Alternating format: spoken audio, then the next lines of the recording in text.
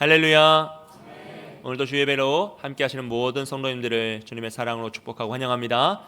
잘 오셨습니다. 추석 명절 잘 보내셨습니까? 예, 한여름에 추석이 시작되더니 갑자기 또 겨울이 된 것처럼 찬바람이 붑니다. 건강 잘 챙기시고 이렇게 일교차가 심할 때 감기 조심하시기 바랍니다. 여러분, 제가 이렇게 인사로 말씀을 시작하는 거 이제 익숙하시죠? 예, 사람이 금방 익숙해져요. 처음에는 어색한 것 같지만 몇 번 하다 보면, 반복되다 보면 우리는 익숙함을 느낍니다. 이런 익숙함이란 감정은요, 사실 굉장히 중요하거든요. 우리의 삶에서 익숙함은 편안함을 줘요.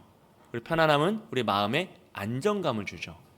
그래서 무엇인가 계속 일상이 반복될 때 우리는 익숙함을 느끼고요, 그 익숙함을 통해서 편안함과 안정감을 느끼며 행복하게 살아갑니다. 이 익숙함이라는 감정이 왜 중요하냐면 우리의 삶은 대부분 반복된다는 것이에요. 매일매일 특별한 이벤트가 생기는 걸 뭐라고 하죠? 사고라고 하면 사고. 예. 아무 이벤트가 없이 그냥 편안하게 지내가는 걸 뭐라고 하죠? 평안이라 그래요. 평안. 지루한 하루가 아니라 평안한 하루가 오늘도 지나갔구나 라고 하는 것이죠.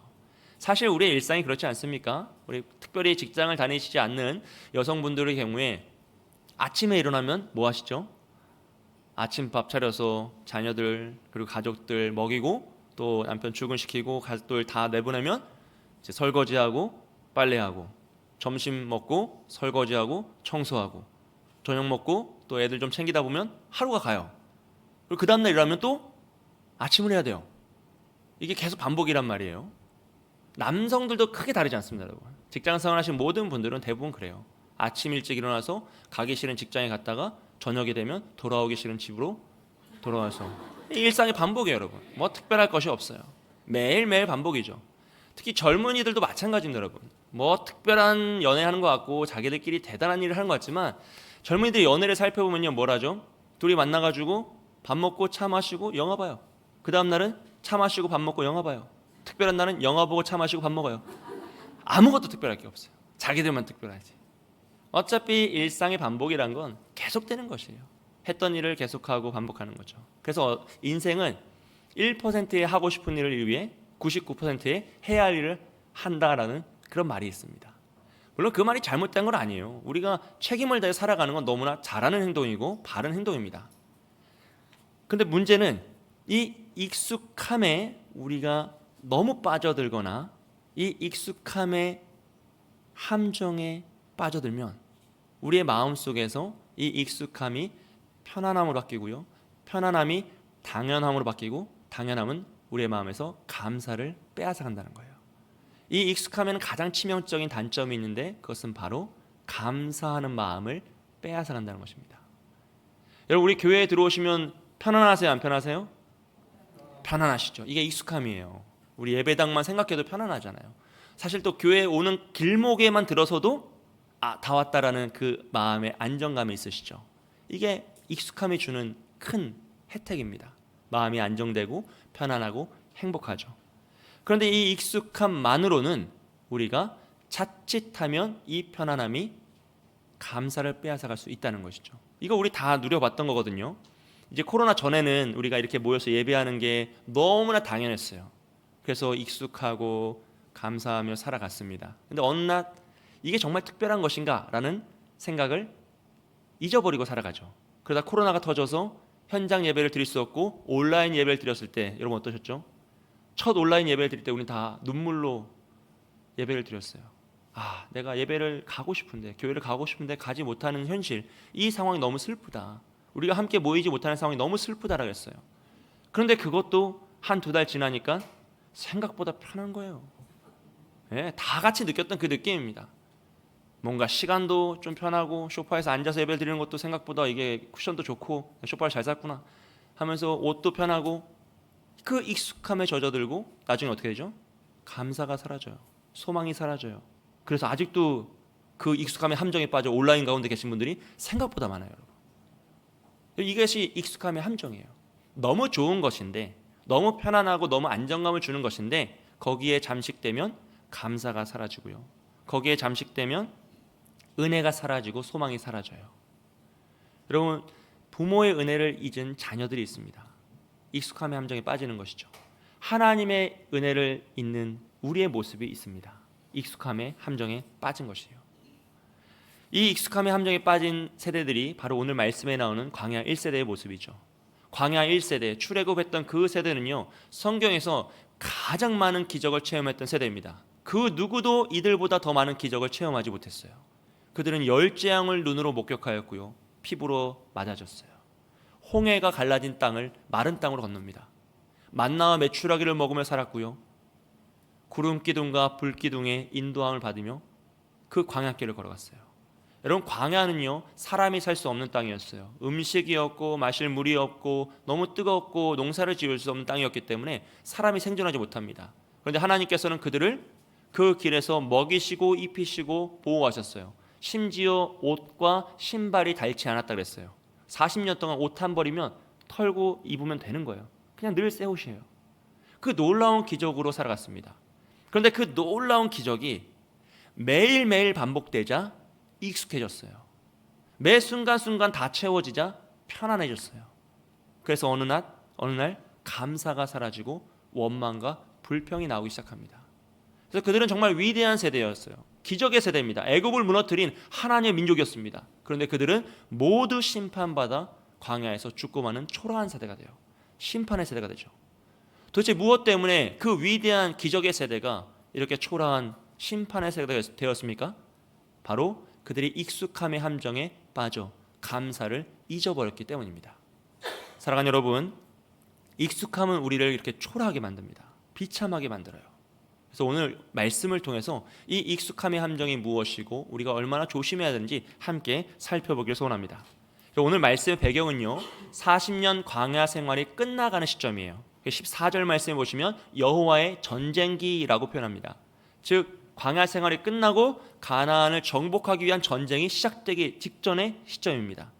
그래서 이스라엘 백성들은요, 가나안 건너편인 요단 동편을 향해 나아가고 있어요.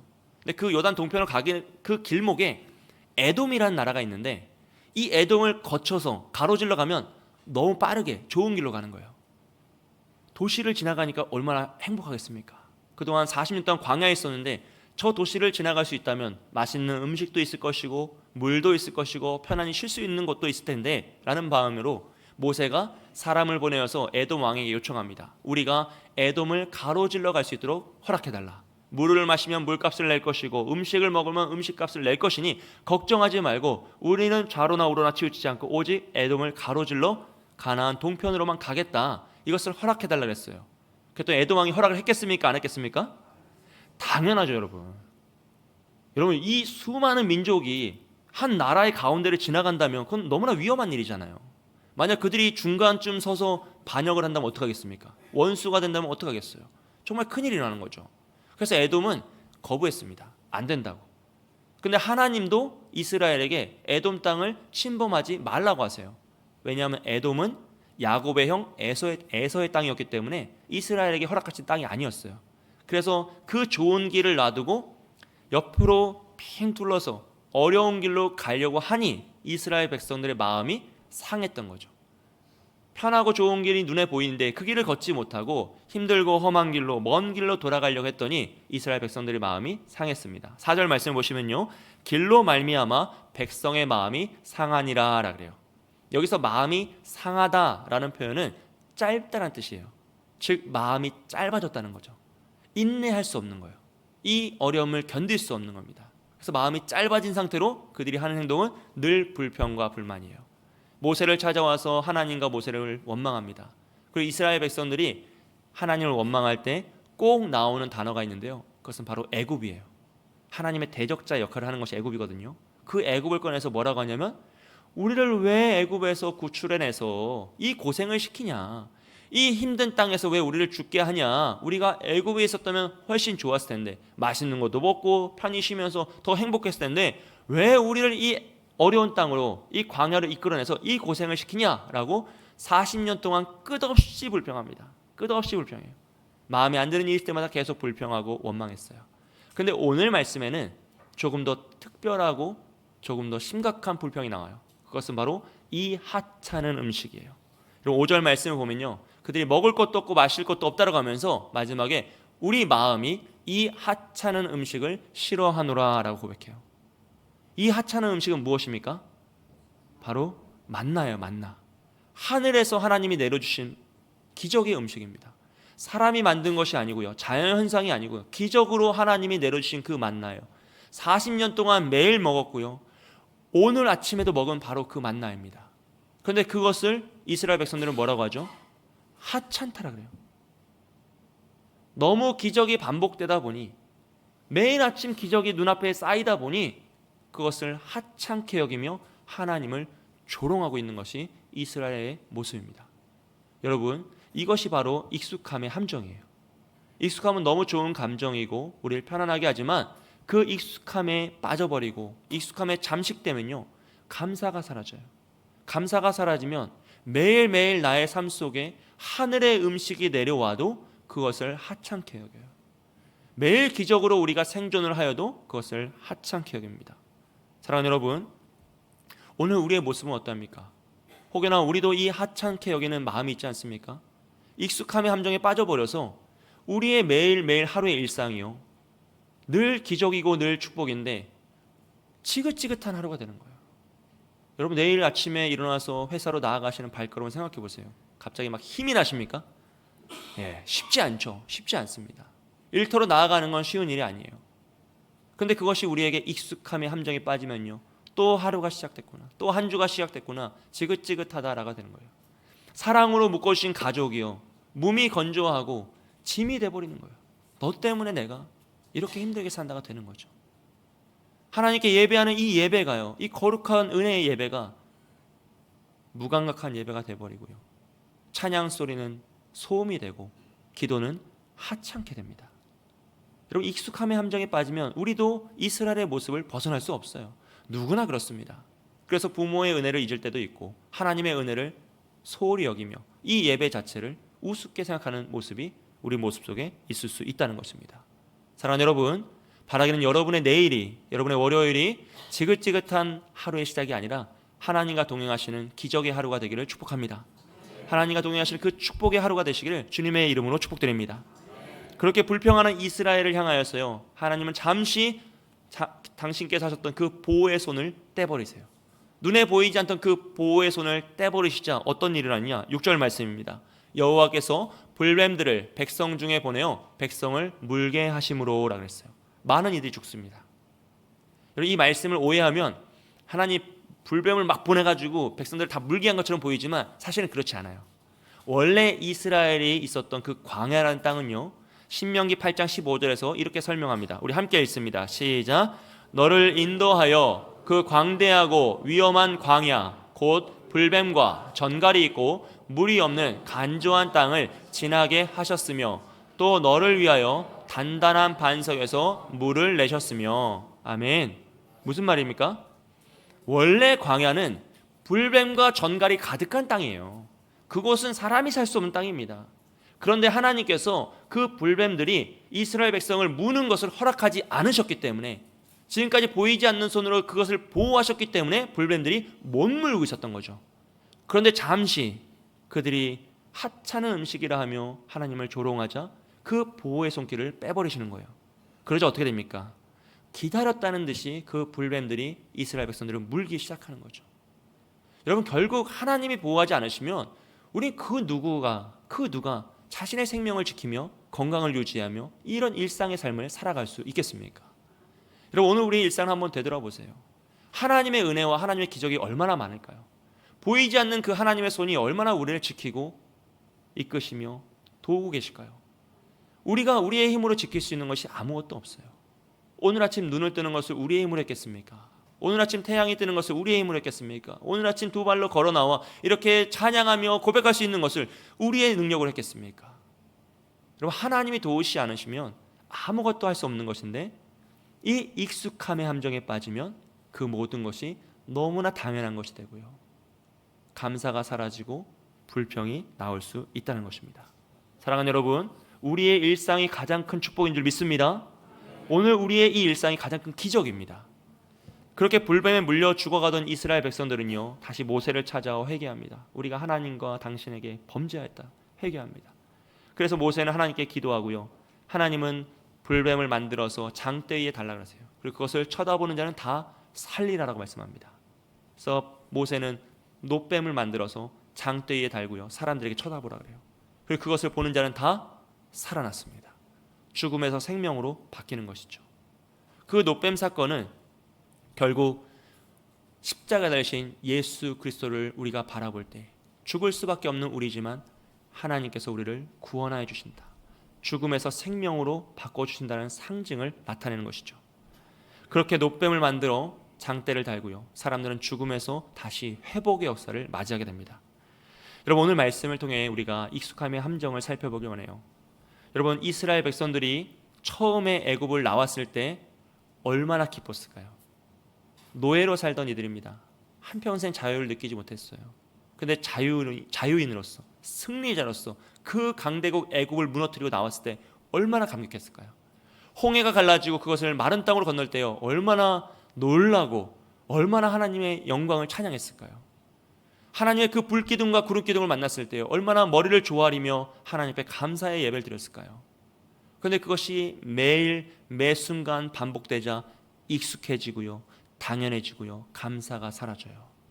그러자 마음에 조금 불평이 생기면 입으로 나와버렸어요.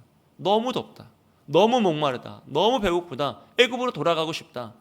하나님을 원망하고 모세를 조롱했습니다. 여러분, 오늘 우리가 처음 은혜를 받을 때요, 하나님 믿고 그 은혜의 감격에 사로잡혔을 때요, 기도가 응답되었을 때요, 얼마나 감사했습니까? 얼마나 감격했습니까? 이 찬양의 은혜가, 예배의 은혜가 얼마나 소중했습니까? 근데 이것이 너무 반복되고 너무 늘 내 주변에 있다 보니 어느덧 감사가 사라지고요, 삶에서 조금 내 마음대로 안 되면 불평이 나와요. 조금 내 뜻대로 안 되고 어려움이 닥치면 시험에 들고 낭망하고 원망이 쏟아지더라는 것이죠. 찬양의 감사가, 예배의 감사요, 그 감격이 다 사라지더라는 것이에요. 이스라엘 백성들이 불기둥을 따라갈 때 얼마나 신났을까요? 구름기둥을 따라갈 때 얼마나 행복했을까요?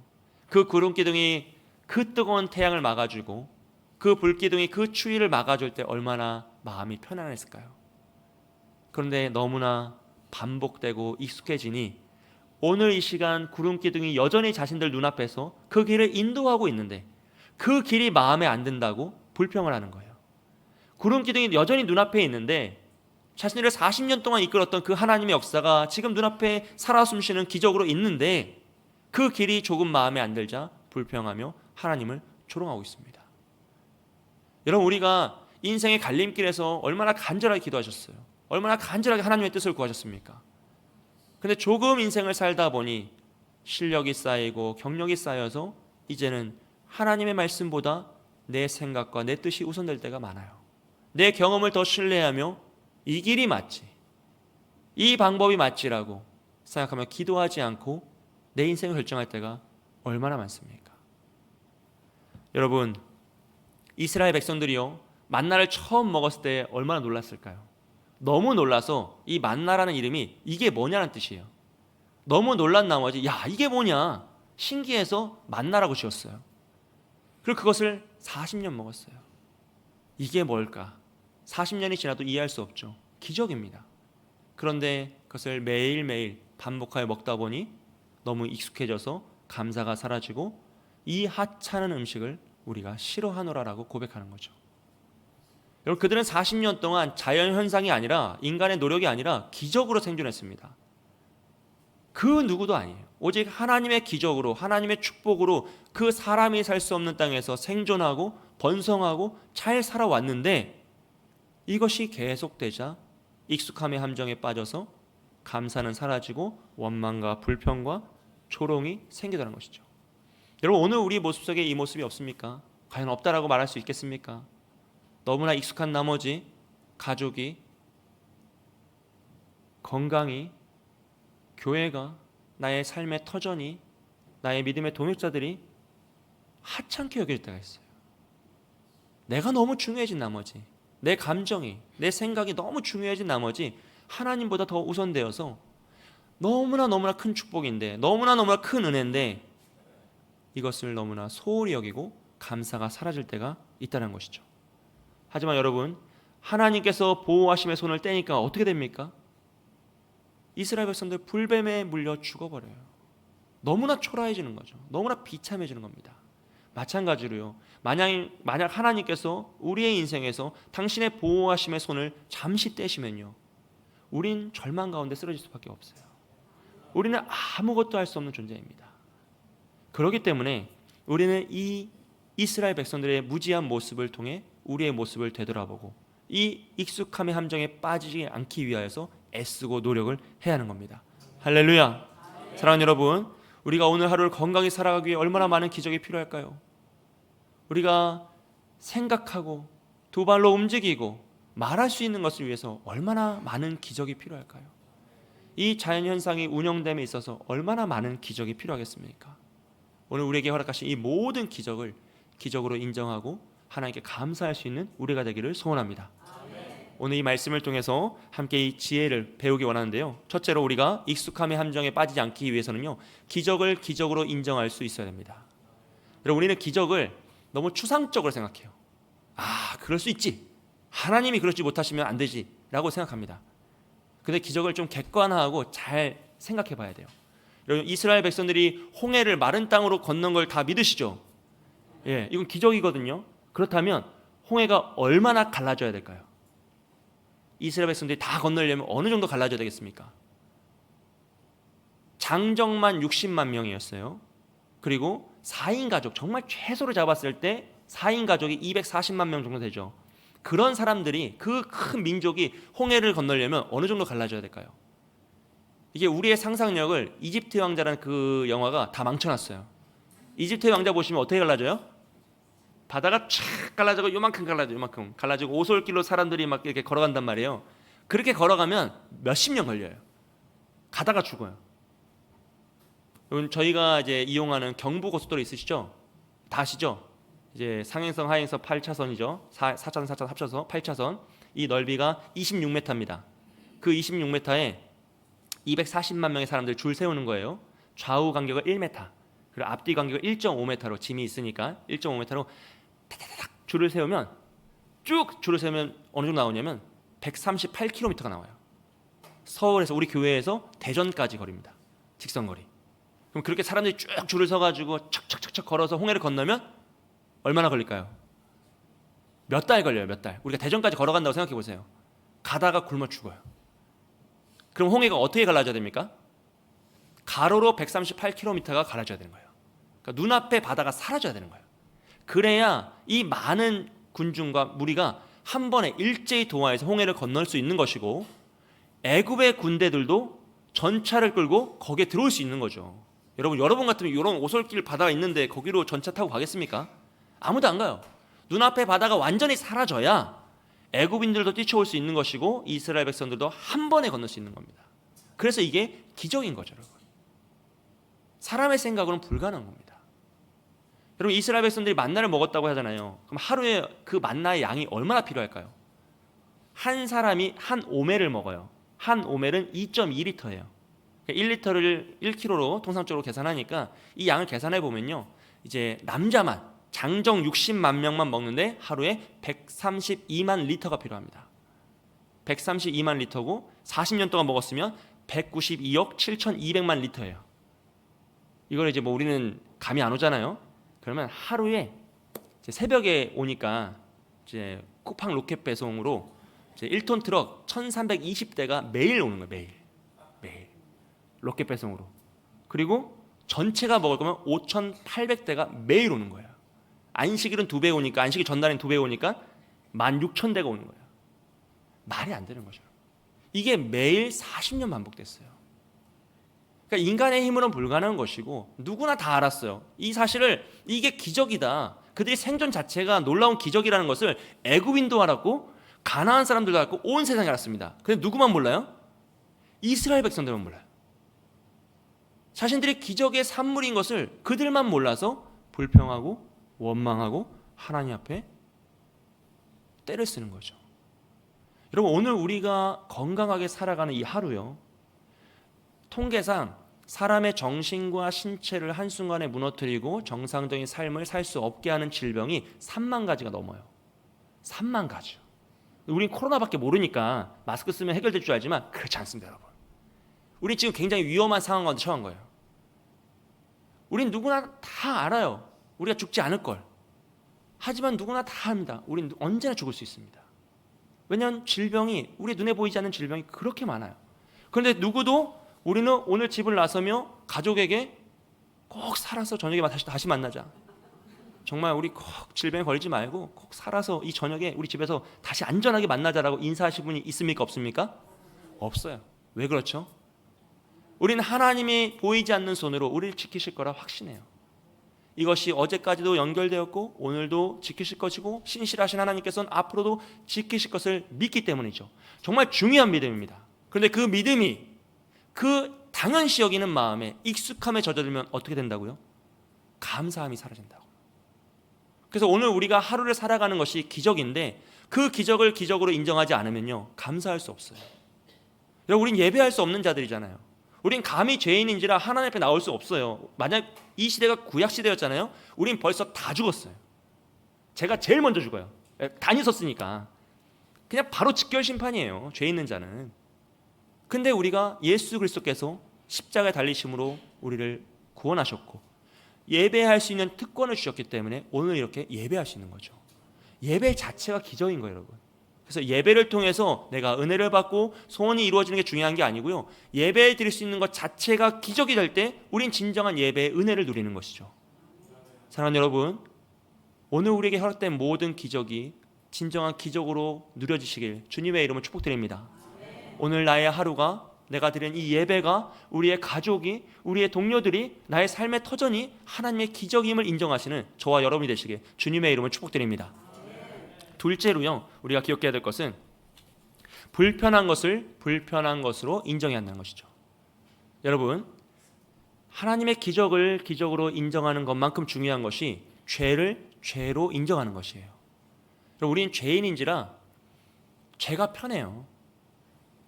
감사보다는 원망과 불평이 편하고요, 찬양보다는 떼쓰고 조롱하고 비난하는 것이 훨씬 편합니다. 그걸 편하지 않다라고 스스로 생각하시는 것 자체가 이미 죄인이라는 것을 확증하신 거기 때문에 걱정하지 않으셔도 돼요. 우린 다 죄인인지라 다 그게 편해요.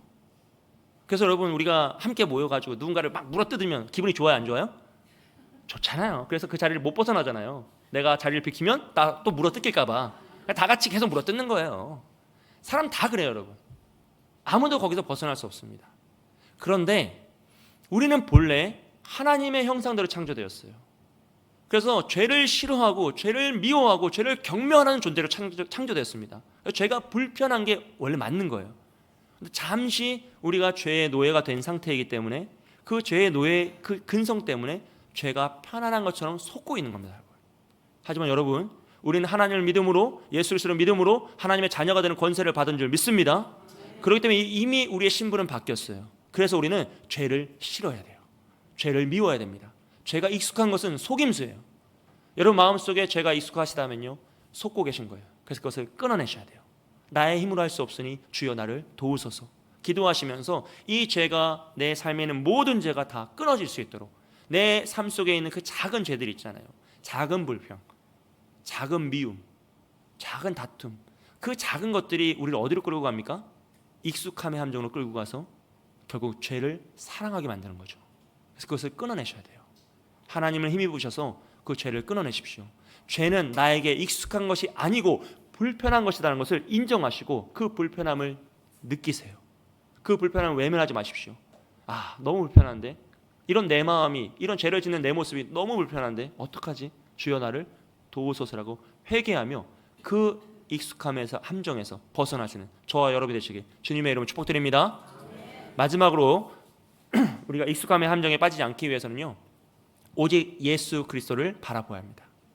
여러분, 불뱀에 물려 죽어가던 사람들에게 모세가 놋뱀을 만들어 장대 위에 달고 이것을 바라보는 자는 살리라고 말했어요. 이것은 앞서 말씀드린 것처럼 우리를 구원하신 예수 그리스도의 십자가를 예표합니다. 근데 그때요, 사람들 중에는 안 쳐다본 사람들이 있다는 거예요. 내가 지금 뱀에 물려 죽어가고 있는데 또 뱀을 쳐다보겠냐? 뱀이라면 지긋지긋하다 하면서 자기 생각에 사로잡혀 안 쳐다보는 거예요. 여러분, 이 세상에 예수 그리스도의 복음을 전하면요, 또 예수냐라 그래요. 또 교회 가자는 얘기냐? 또 예배냐, 또 기도냐, 또 항상 그 말씀이냐라고 하면서 지긋지긋하다고 합니다. 하지만 여러분, 오직 예수 그리스도입니다. 오직 예수 그리스도예요. 어떤 상황이나 어떤 순간이나 어떤 상황에 처했을지라도요, 심지어 우리가 죄로 인해 낭망하여 쓰러지고 뱀에 물려 죽어가고 있는 그 순간에도요, 우리를 구원할 분은 오직 예수 그리스도뿐입니다. 다른 그 무엇이 없어요. 그렇기 때문에 우리는 오직 예수 그리스도를 바라볼 때 이 죄에서 자유함을 얻고요, 익숙함의 함정에서 탈출할 수 있고요, 원수가 파놓은 함정에서 탈출하여 자유함을 얻게 되는 것이죠. 사랑하는 여러분, 오직 예수 그리스도만을 바라보시길 소원합니다. 나를 구원하신 유일한 길이요, 유일한 생명의 길, 그 예수 그리스도를 바라볼 때 우리는 죄에서 자유함을 얻고 더 나아가 익숙함의 함정에서 다시 원망에서 감사로, 불평에서 찬양으로 회복될 줄 믿습니다. 여러분, 이스라엘 백성들은요, 하나님께 구별된 나라였습니다. 선택받은 백성이었어요. 이 사실을 애굽도 알고 가나안도 알고 온 세상이 알았는데 누구만 몰랐다고요? 이스라엘 백성들만 몰랐어요. 그래서 그들은 마음에 안 들면 불평해요. 자기가 좀 속상하면 원망하고 울고 떼쓰면서 하나님을 조롱합니다. 어쩌면 오늘 우리도 이런 익숙함의 함정에 빠져 있을지 모릅니다. 여러분, 우리는요, 하나님께서 택하신 족속입니다. 왕 같은 제사장들이고요, 거룩한 나라고요, 그의 소유가 된 백성입니다. 이 사실을 사탄도 알고요, 세상도 아는데 누구만 모를까요? 우리만 까먹을 때가 있어요. 우리만 그 사실을 잠시 까먹고 그 익숙함에 빠져버려서 마음에 안 드는 일이 있으면 불평이 나오고요, 조금 내 뜻대로 안 되면, 내 계획대로 안 되면 하나님 왜 나를 안 도우시지? 하나님 나를 왜 외면하시지? 원망하며 하나님을 조롱할 때가 있습니다. 하지만 여러분, 그 결론은 비참함이에요. 그 결론은요, 절망입니다. 익숙함의 함정에 빠진 자에게 남은 것은 절망과 초라함과 비참함밖에 없습니다.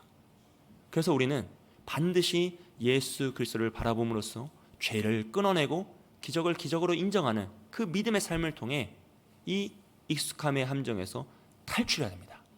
사랑하는 여러분, 그 함정에서 탈출하시길 소원합니다. 내 힘으로 할 수 없기 때문에 오직 예수 그리스도를 바라보십시오. 예배를 사모하시고 우리에게 허락하신 이 시간이 얼마나 귀한 시간인지, 나에게 허락하신 이 생명과 같은 하루가 얼마나 기적 같은 순간인지, 나에게 허락하신 이 가정이, 이 교회가, 신앙 공동체가, 믿음의 동역자들이 얼마나 소중한 존재인지 다시금 깨달으시고 더 감사하고 더 찬양하며 하나님께 영광 돌리는 저와 여러분이 되시길 주님의 이름으로 축복드립니다. 시간